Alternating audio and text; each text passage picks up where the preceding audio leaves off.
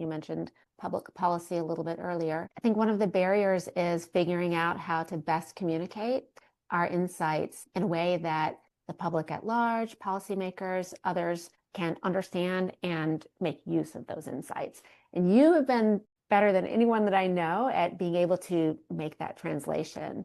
So I'm curious if you have any thoughts around that, any advice, so that all this wealth of information from the field of psychology in particular and behavioral sciences more broadly can be best utilized. Well, I've been lucky to learn from you and, hundreds of psychologists information that's central to solving public policy challenges. When I worked in my first job in the White House under Obama, I learned quickly that if I talked about psychology in the abstract, Mhm. people think this is academic stuff, and maybe I Okay. should go back to academic life.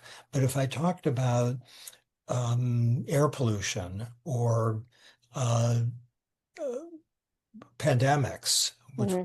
talk about, or about occupational safety, Hmm. then people's eyes lit up. So if the psychology is clearly relevant, or smoking cessation, so Hmm. there's a lot of attention under the Obama administration to smoking cessation. You can't think about that without thinking about psychology.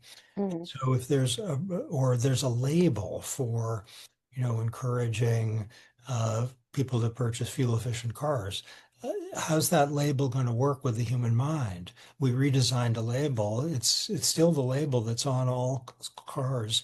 I'd be shocking if it's the best label. It was done, over 10 years ago, and we did our best, but there could be a better label. And Yeah. and depending on what the goal is. So to think to show how psychology would help with a problem.